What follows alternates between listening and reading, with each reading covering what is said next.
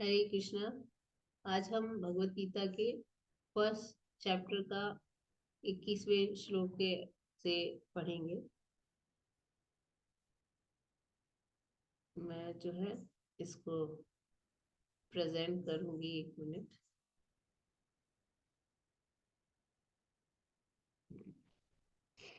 अर्जुन उवाच सेनयोरुभयोर्मध्ये रथं स्थापयमेच्युत यावदेता निरीक्षेऽहं युद्धकामानवस्थितान् कैर्मया सह योद्धव्यम् अस्मिन् रणसमुद्यमे।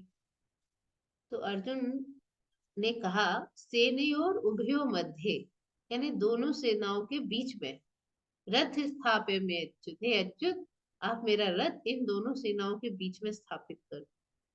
हाँ, यावत एता निरीक्षे अहम, तो मैं इनको देखना चाहता हूँ। निरीक्षे माने मैं इनका निरीक्षण करना चाहता हूँ कि युद्ध कामान अवस्थितान, युद्ध करने की इच्छा से कौन कौन है। कैर्मया सह योद्धव्यम अस्मिन रण समुद्र में, और मुझे यहाँ पर किसके साथ युद्ध करना है। इस रणभूमि में मुझे किसके साथ संघर्ष करना है, उन सबको मैं देखना चाहता हूँ। यहाँ प्रभुपाद ने तात्पर्य में इतने अच्छे से बताया कि देखो, श्री कृष्ण भगवान है, परम भगवान।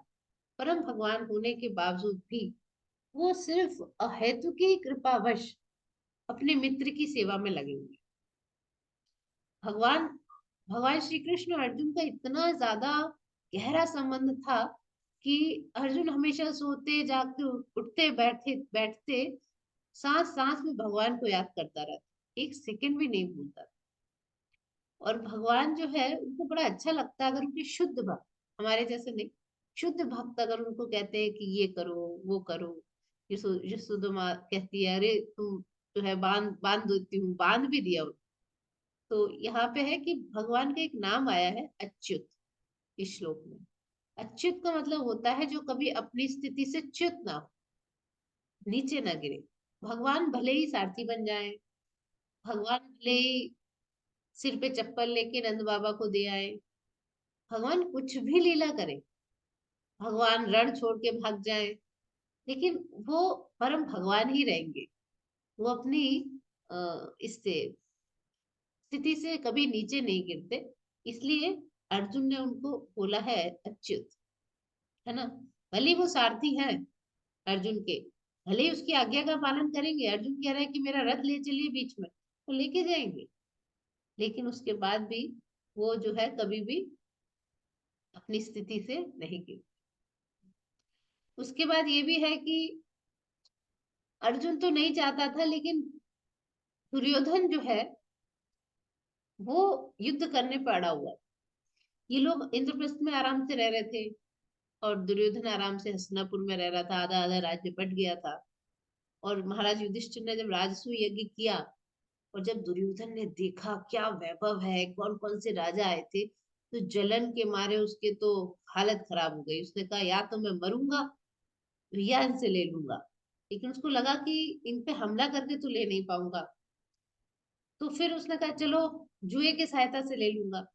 वो हर टाइम बेईमानी कर करके और अभी भी जब तैयार नहीं है, तो फिर एक उस व्यक्ति की जलन के लिए, ईर्ष्या के लिए इतने सारे लोग पूरे विश्व के जो है आए युद्ध करने, और वो सब मारे जाएंगे, है ना। तो बस वो देखना चाह रहा था कि भाई कौन कौन है, किस किस से मुझे युद्ध करना है। युत्समानान्नवेक्षेऽहं य एते यत्र समागताः धार्तराष्ट्रस्य दुर्बुद्धे युद्धे प्रियचिकीर्षवः। कह रहा है धार्तराष्ट्र यानी धृतराष्ट्र के पुत्र, दुर्बुद्धि, दुर्बुद्धि पुत्र यानी दुर्योधन। दुर्योधन जो था उसकी बुद्धि दुर्बुद्धि थी एक। तो बोला मैं देखना चाहता हूँ कि युद्ध से माना आना, युद्ध से माना नाम माने युद्ध करने की इच्छा से, अवेक्षे हम देखना चाहता हूँ कि कौन धृतराष्ट्र के दुर्बुद्धि पुत्र का प्रिय करने के लिए यहाँ पर आए। उनको उनको मैं देखना चाहता हूँ। क्योंकि देखिए यहाँ प्रभुपाद बता रहे हैं कि अगर कोई दुर्योधन का साथ दे रहा है युद्ध में, इसका मतलब उसका नेचर भी दुर्योधन जैसा, इसलिए तो दुर्योधन का साथ दे रहा है। तो ये जानना चाहता था अर्जुन की कौन कौन आए हैं, किस किस से मुझे युद्ध करना है। और ये देखना भी चाहता था, वही शक्ति का अनुमान लगाना चाहता था, सबको देखना चाहता। संजय उवाच एवमुक्तो ऋषिकेशो गुडाकेशेन भारत सेनयोरुभयोर्मध्ये स्थापयित्वा रथोत्तमम्। संजय ने कहा कि जब अर्जुन ने इस प्रकार से कहा कि आप मेरा रथ दोनों सेनाओं के बीच में जाके ले जाइए, तो भगवान ने उन दोनों दलों के बीच में जाके उसका रथ स्थापित कर दिया, खड़ा कर दिया, उस उत्तम रथ को जो अग्नि ने दिया था, दिव्य रथ था। यहाँ पर प्रभुपाद समझा रहे हैं कि एक शब्द आया है ऋषिकेश, वो तो भगवान के लिए यूज हुआ है जो इंद्रियों के स्वामी है। और गुड़ाकेशेन भारत, गुड़ाका, तो बता रहे गुड़ाका माने निद्रा या अविद्या, और है ना, गुड़ाका को जो जीत ले, ईश, ईश माने ईश्वर, जिसने निद्रा पे या अविद्या पर विजय प्राप्त कर ली है, उसको बोलते हैं गुणाकेश। अर्जुन तो सोते समय भी भगवान का नाम लेता था, एक सेकंड भी नहीं भगवान को भूलता था, और अज्ञान पे भी विजय प्राप्त थी उसको। यहाँ भले ही भगवान की कृपा से ही एक्चुअल में देखा जाए तो अर्जुन के अंदर ये लक्षण आए, नहीं तो वो अज्ञान में नहीं था। तो यहाँ भक्तों के लक्षण भी प्रभुपाद ने बताया, एक सेकंड जो भूल ना पाए। और भगवान तो खड़े हैं इंद्रियों मन के स्वामी, यानी कि ऋषिकेश के रूप। तो वो समझ गए क्यों खड़ा करवाना चाहता है, तो वो खड़ा कर दिया। फिर भगवान ने क्या कहा, भीष्म द्रोण प्रमुखतः सर्वेषां च महीक्षिताम् उवाच पार्थ पश्येतान् संवेतान् कुरुनिति। तो भगवान कह रहे हैं कि वहां भीष्म खड़े थे, द्रोणों, विश्व भर के राजा थे, विश्व भर के, ठीक है, महीक्षिताम, संसार भर के राजा थे। तो वो बोले, मही माने पृथ्वी, पूरी पृथ्वी के राजा थे। तो उन्होंने कहा, ये पार्थ, यहाँ इकट्ठे सारे कुरु वंश को देखो, सारे कुरु वंश को देखो। तो यहाँ पर ऋषिकेश शब्द से फिर से आया है कि भगवान उसके मन की बातों को जानते थे। और वो ये भी बताना चाह रहे थे पार्थ बोल के कि अरे तुम तो मेरी बुआ प्रथा के पुत्र हो। और इस प्रकार से उन्हें लग रहा था कि अब ये इसको वो हो जाएगा, मोह। तो वो ऐसी आशा नहीं करते थे कि इसको मोह हो जाए। तत्र पश्यन् तत्र पश्यत् स्थितान् पार्थ पितृनथा पितामहान् आचार्यान् मातुलान् मातुलान् भ्रातॄन् पुत्रान् पौत्रान् सखीन् तथा श्वशुरान् सुहृदश्चैव सेनयोरुभयोरपि।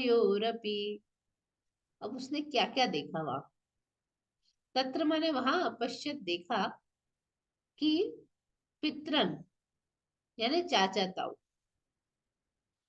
पितामहा माने दादाजी, दादा के कैटेगरी के जो लोग थे वो, आचार्य देखा, मामाओं को देखा, भाइयों को, पुत्रों पौत्रों को देखा। तो प्रभुपाद ने सबके बारे में बताया है कि जो भूरिश्रवा थे उनके बारे में बताया है कि पिता के, उनके पांडु के जो उम्र के साथ के थे वो थे भूरिश्रवा। और जो भीष्म थे एवं सोमदत्त थे, वो उनके दादाजी के, भीष्म के दादाजी थे, सोमदत्त भी उन्हीं की उम्र के। गुरु थे जैसे द्रोणाचार्य, कृपाचार्य, और भी कई, शल्य शकुनी जैसे मामा, शल्य उनके एक्चुअली माद्री के भाई थे, शल्य नकुल सहदेव के सगे मामा।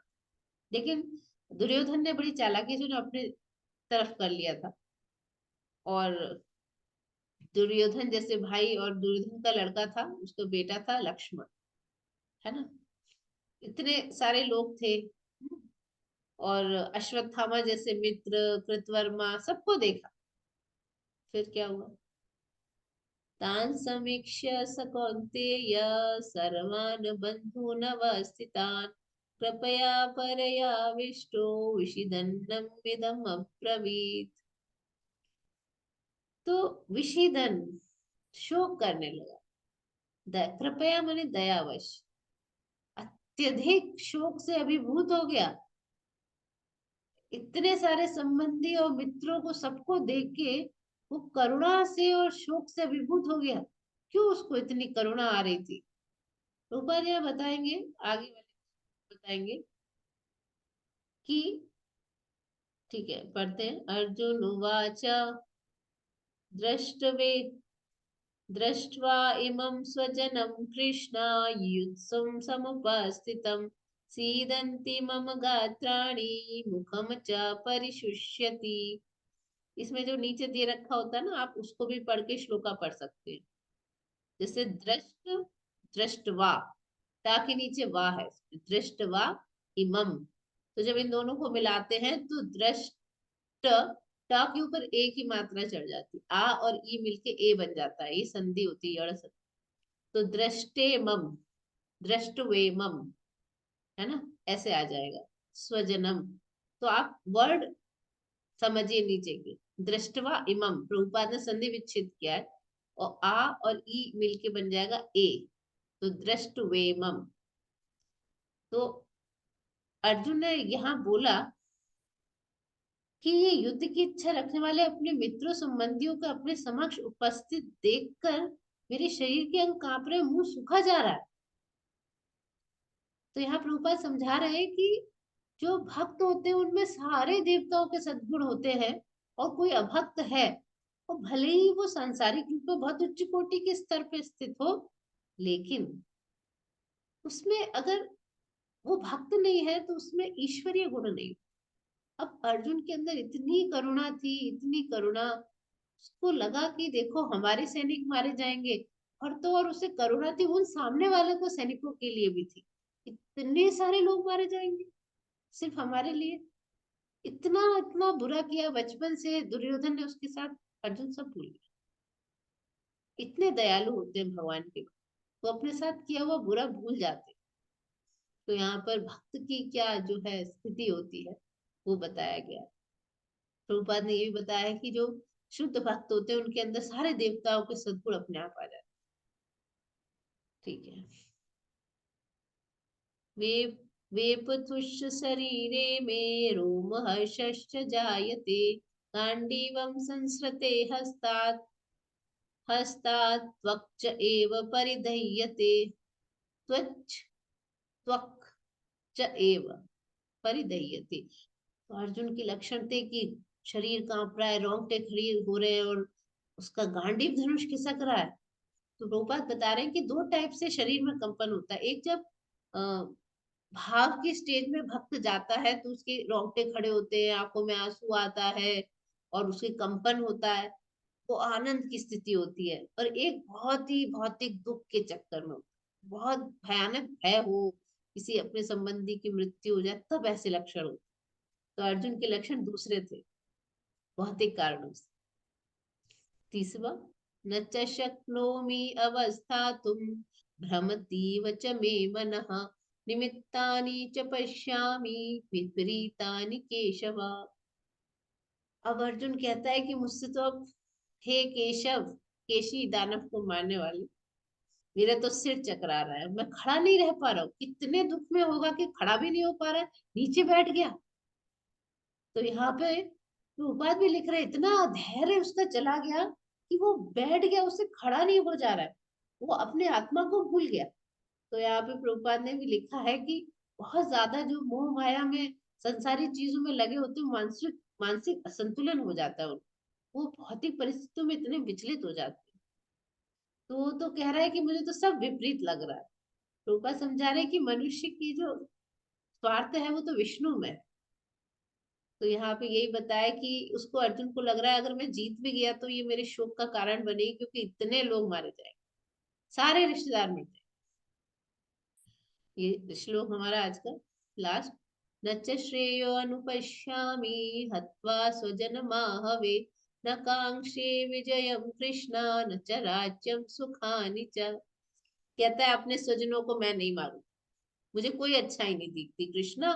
न कांक्षे विजयम कृष्णा, मुझे कोई विजय नहीं चाहिए कृष्णा। ना राज्य का सुख चाहिए, कोई सुख नहीं चाहिए, कोई राज्य नहीं चाहिए। एक तो भक्ति भगवान का ऐसा बोल सकता है ना।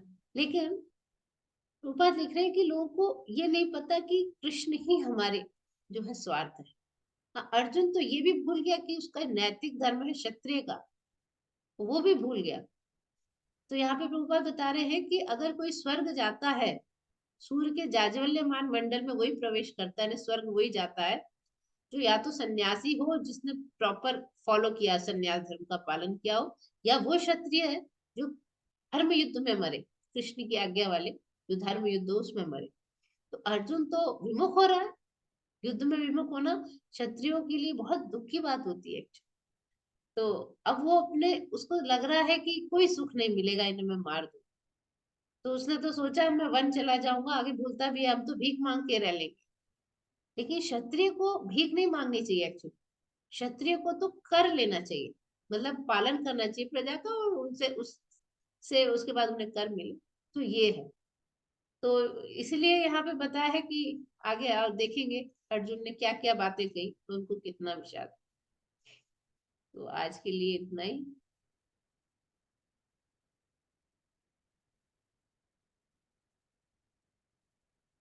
रिकॉर्डिंग क्लोज कर देती हूँ।